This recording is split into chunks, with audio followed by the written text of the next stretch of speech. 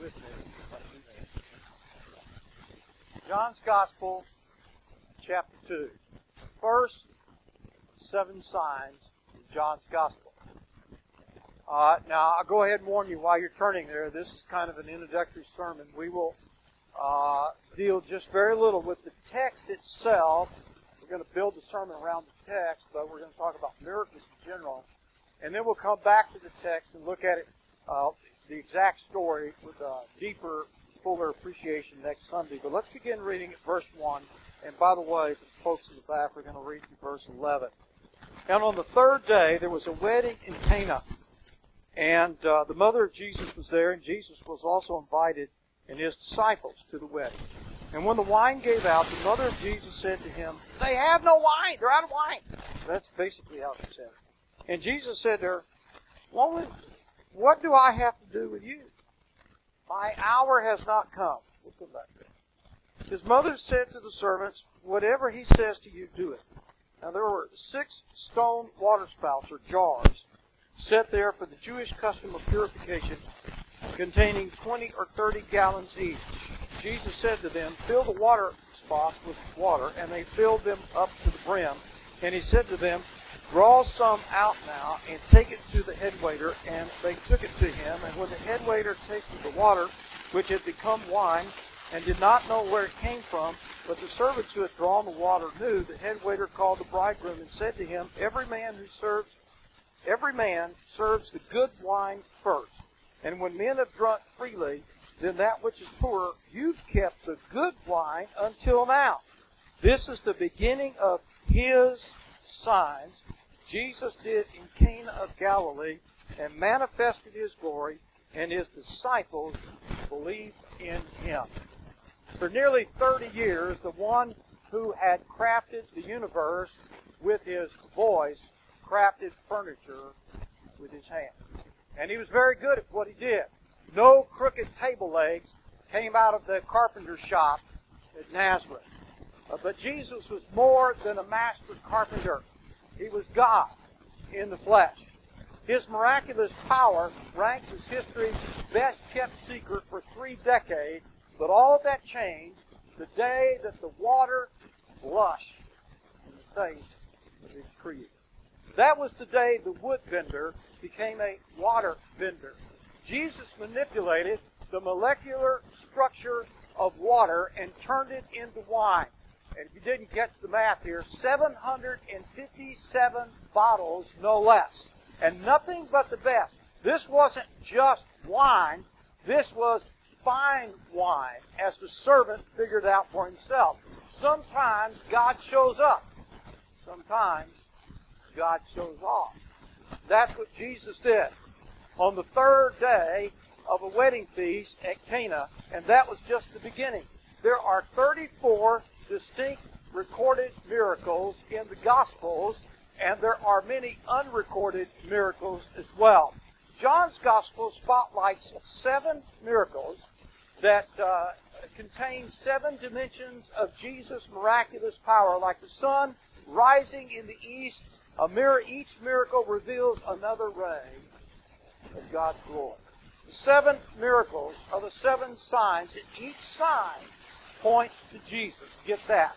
Now, you may be at a point in your life where you need a miracle. I mean, don't we all, at some point in our lives, need a miracle? And God wants to do now what He did then. But this series is more than about miracles. It's about the only one who can perform miracles. So there's a word of caution that we need to hear as we begin.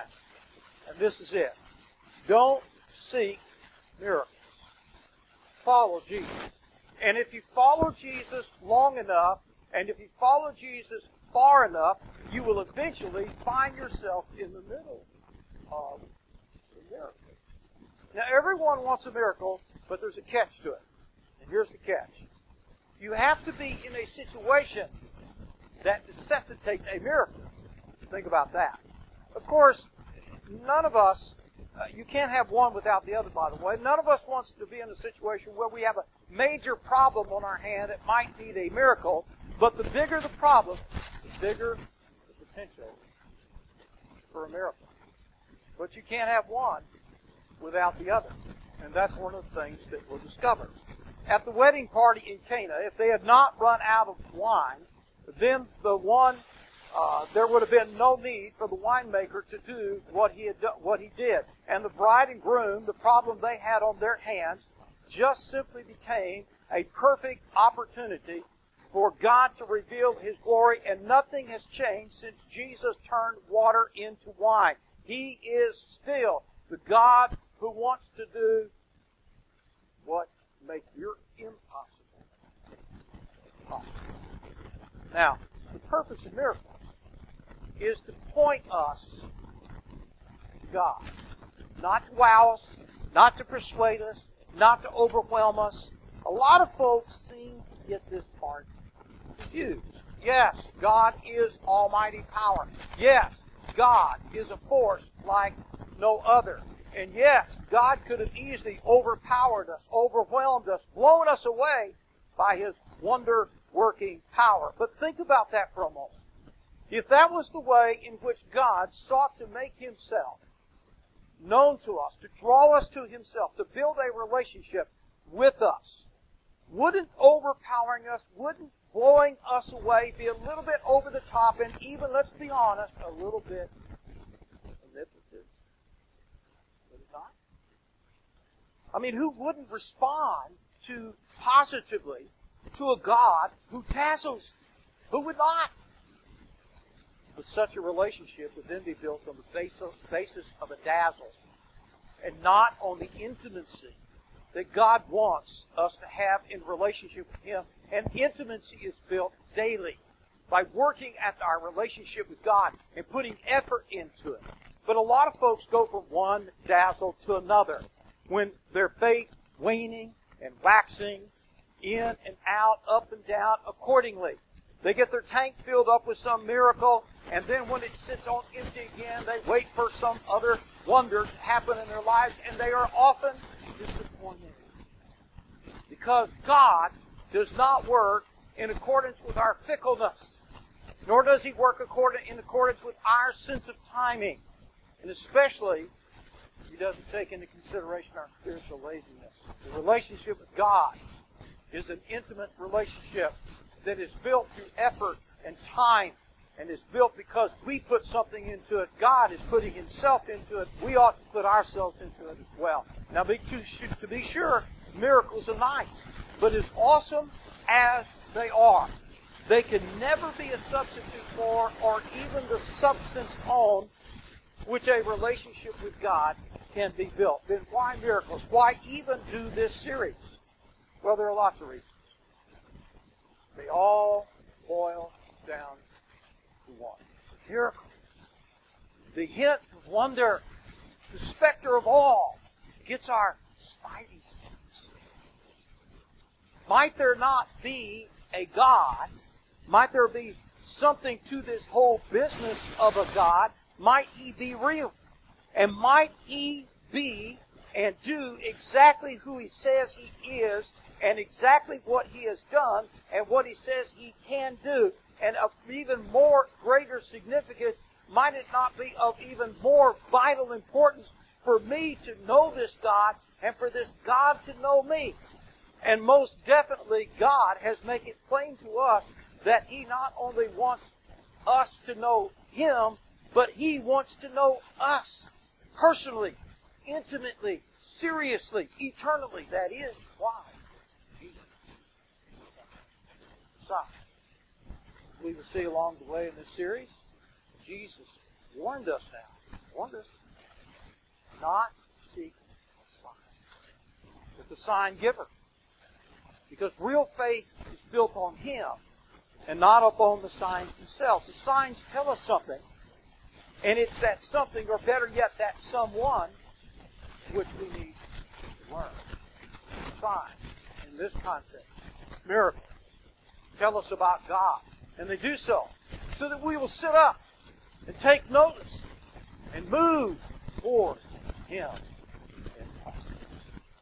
On a January morning in 2007, a world-class violinist played 6 of Johann Sebastian Bach's most stirring concertos for the solo violin on a 300-year-old Stradivarius worth $3.5 million. 2 nights before, Joshua Bell had performed a sold-out concert to patrons who gladly paid $200 for nosebleed seats, but this time the performance was for free. Bell ditched the tux with coattails. He donned a Washington Nationals baseball cap, and he played incognito outside a busy Washington, D.C. metro station. Street musicians are not an uncommon sight for the denizens of Washington, D.C. They make a little extra spending money doing it, spending cash. But the experiment was originally conceived by Washington Post columnist Gene Weingarten and was filmed by hidden camera. Now get this. Of the 1,097 people who passed by, how many do you think actually stopped to listen? 7. The 45-minute performance ended without applause or acknowledgement, and Joshua Bell netted a whopping $32.17 in tips, which included a $20 spot from the one person who recognized the Grammy Award-winning musician.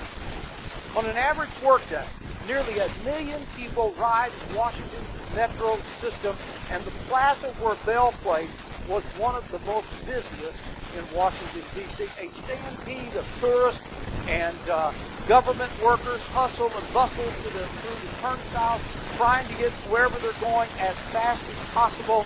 But those circumstances do not discredit or disqualify the questions raised by this social experiment. If we do not have a moment to stop and listen to one of the greatest musicians in the world playing some of the finest music ever written on one of the most beautiful instruments ever made, how many similarly sublime moments do we miss out on during a normal day? Miracles are happening all around us all the time, but you won't see them if you don't know how to look for them. That's part of the purpose of this series, is to help us to know how to see even everyday miracles for what they are. Christopher Chambly and Daniel Simons conducted an experiment at Harvard University more than a decade ago that became infamous in psychology circles. Their book, The Invisible Gorilla, popularized it. You may be one of the viewers, millions of viewers, who viewed their selective attention test, which made their video one of YouTube's most watched videos. The two researchers filmed students passing basketballs while moving in a circular fashion. In the middle of this short film, a woman dressed in a black gorilla suit from head to toe walked into the frame, beat on her chest, and then she walked out of the frame. That sequence lasted 9 seconds in a 1-minute long video. Viewers were given before the video specific instructions. Count the number of passes the players wearing white shirts. And of course, the researchers were not really interested in the pass counting abilities of their participants. They wanted to see if the viewers would notice something they weren't looking for, something as obvious as a gorilla. Amazingly, half of the test group failed to even recognize the gorilla in their midst. Now, how does that happen? How do you fail to see the gorilla in the room? The short answer is inattentional, that's a word, blindness. Inattentional blindness is the failure to notice something in your field of vision because you're focused on something else, in this case, on people in white shirts passing basketball. Sometimes this inattentional blindness is intentional. But the first century Pharisees made an even better case study. They themselves were so focused on the Sabbath law that they could not see the miracle happening right in front of them. Jesus, if you remember, healed an invalid who had not been able to walk for 38 years. He healed a man who had been born blind from his blindness. He healed another man's withered hand on the Sabbath. But the Pharisees missed the miracle, missed the Messiah, because they were blinded by their legalism. They could not see past their religious assumptions. Inattentional blindness can be as intentional as turning a blind eye to something because you don't want to see, or because you don't want to admit it, or because you don't want to recognize it, just as the Pharisees did. And sometimes it can be even unintentional. It can be unintentional in the sense of fading awareness of the constants in our lives that we have come to take for granted. Either way, it is one of the greatest threats to spiritual vitality. One of the truest tests of spiritual maturity is seeing the miraculous in the monotony. Thomas Carlyle, the 19th century Scottish essayist, likened it to a man who had lived in a cave all of his life. He went outside one morning for the first time in his life to witness the sunrise for the very first time. Carlyle hypothesized that the caveman would watch with rapt astonishment the sight that we regard with indifference. In the words of G.K. Chesterton, grown-up people are not strong enough to exult in the monotony. Is it possible, God says, every morning, do it again to the sun, and every evening to the moon, do it again? The repetition in nature may not be mere recurrence. It may be a theatrical on. God has wired us in such a way that we are hypersensitive to new stimuli, but over time, the cataracts of the customary cloud our vision.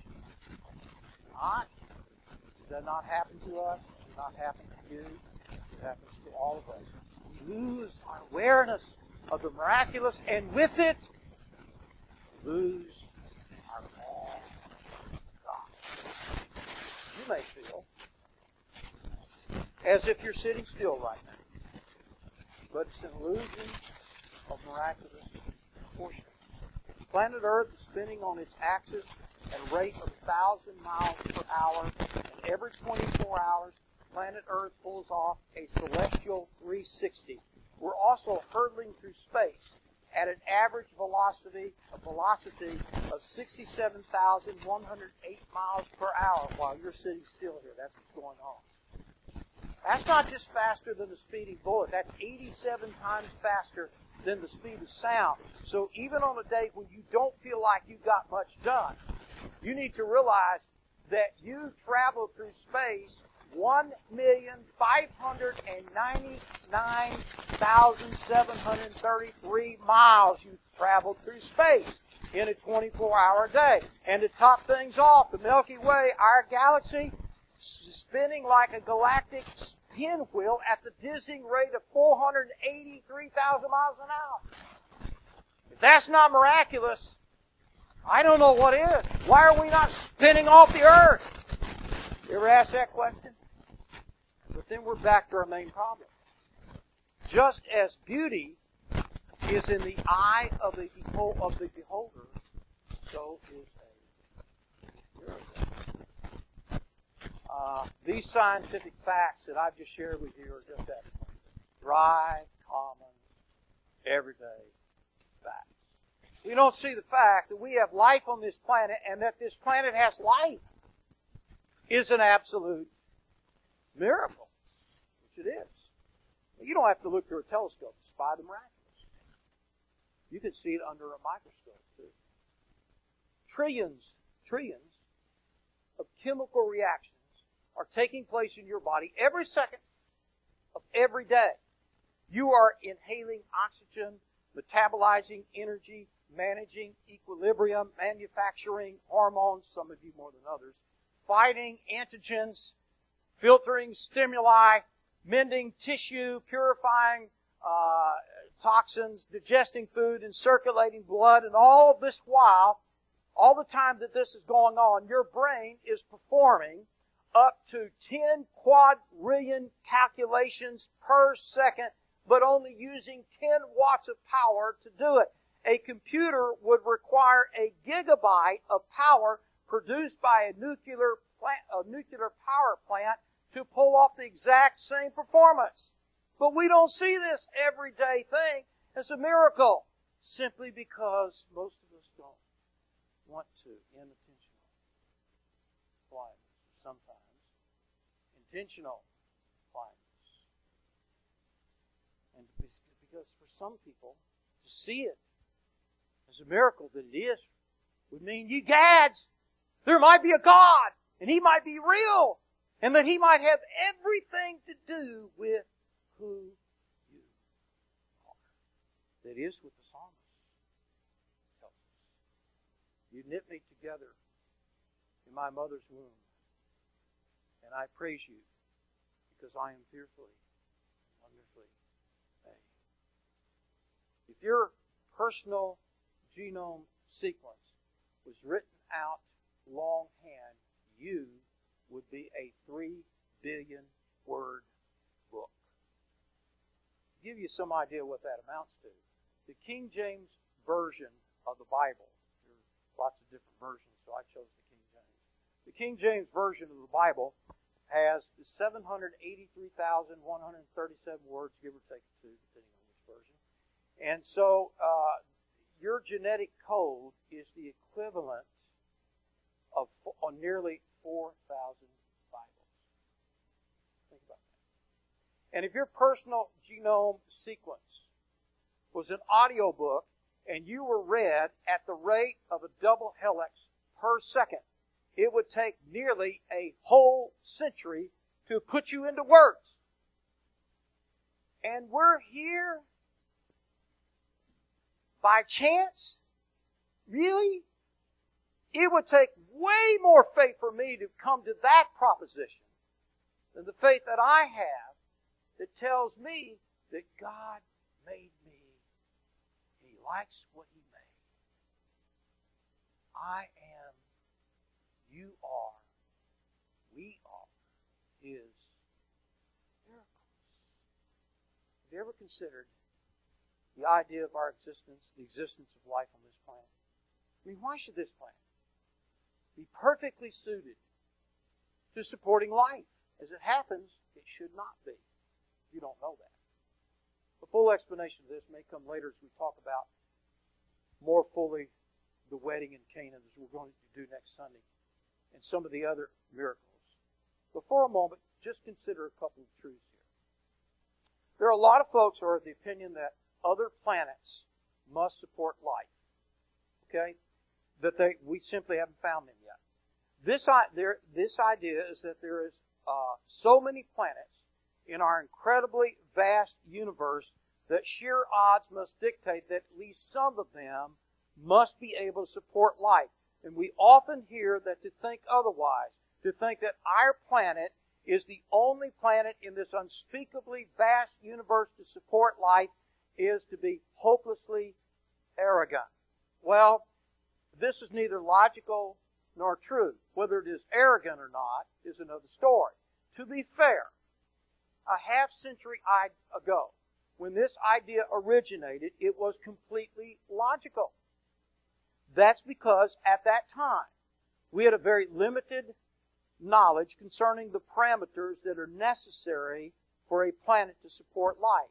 In fact, when the late Carl Sagan and others declared this to great fanfare, we knew of only 2 conditions that were necessary to be fulfilled to support life on a planet.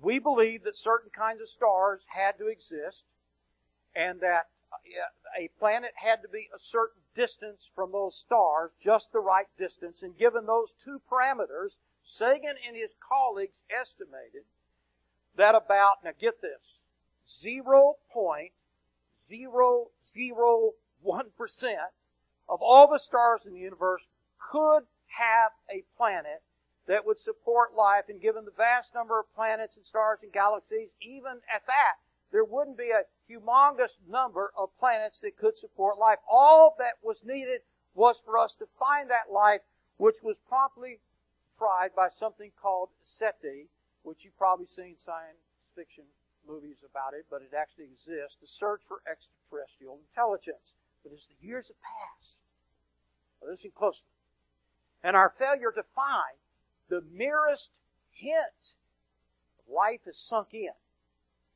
scientists have discovered more and more conditions necessary for there to be life. They themselves have begun to understand why we haven't succeeded in finding even a hint of extraterrestrial intelligence. The more that they have studied and measured the universe, the more they have seen that the conditions for life are far more stringent than previously thought. The number of variables for necessary for life on a planet in the universe has exploded, while the number of possible planets that could conceivably support life has withered.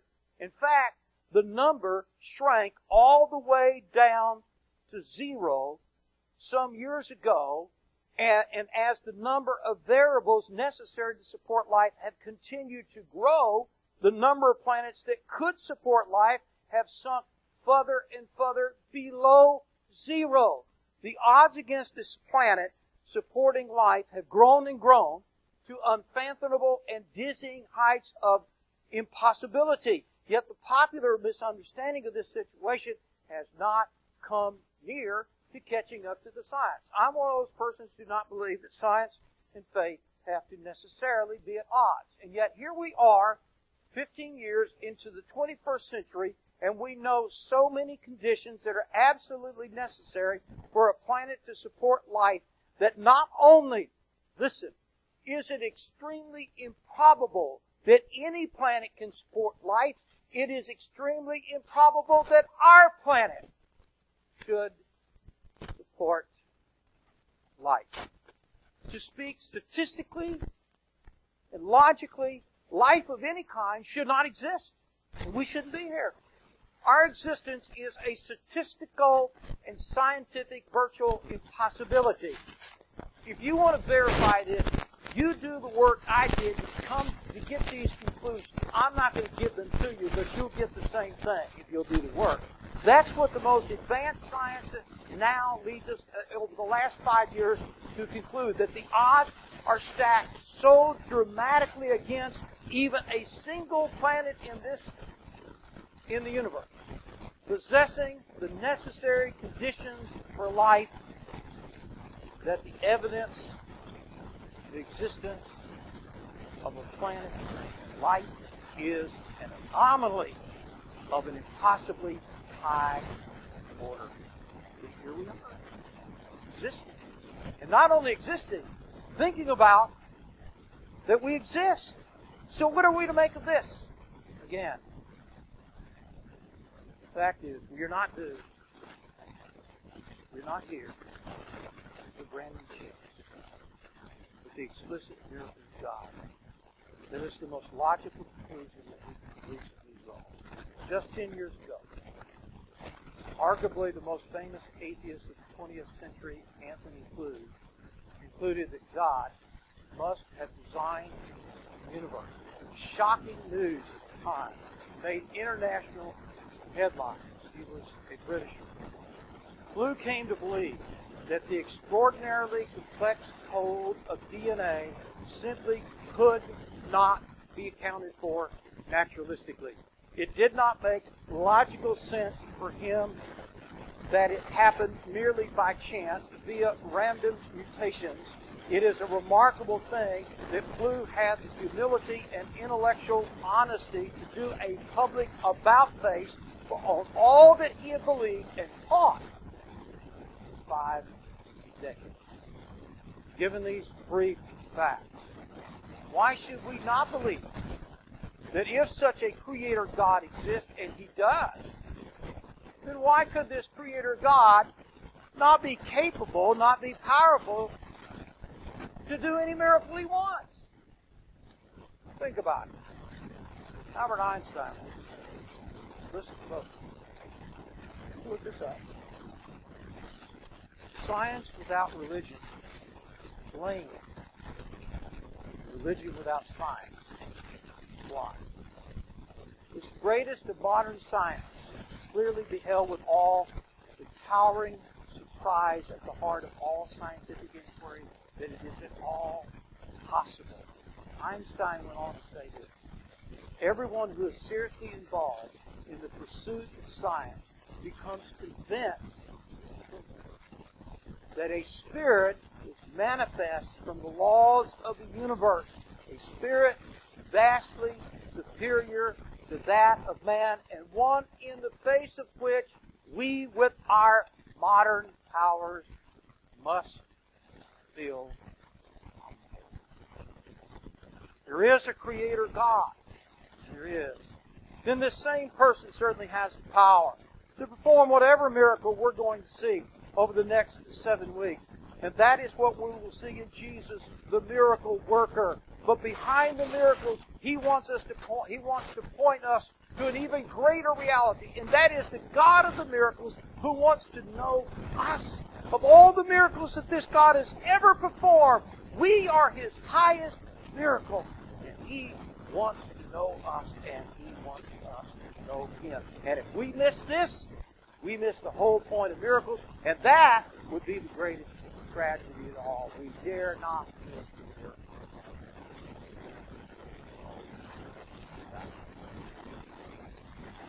That.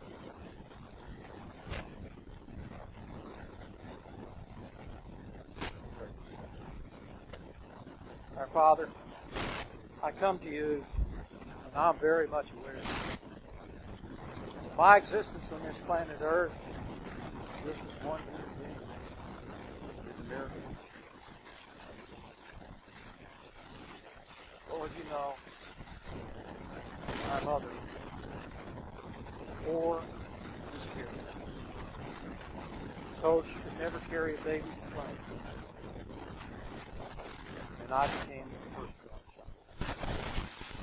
I'm a miracle. But every one of us sitting here, we're all miracles. You're miracles. The fact that we live on this planet is a miracle. The fact that there is life on this planet is a miracle. We see the miraculous every day. If we're looking, if we know how to look. And as we study your Word in the Gospel of John over the next 7 weeks, as we dig deeper into the specific miracles, Jesus, that you perform, and we always see God of wonder, God of the miracle, Creator God. But even though you're a miracle worker and a wonder worker God and a creating God, you came in the flesh to be one of us so that you could know us and that we could know you. What a God. That is a miracle. And we can live that one every day. I pray that we do.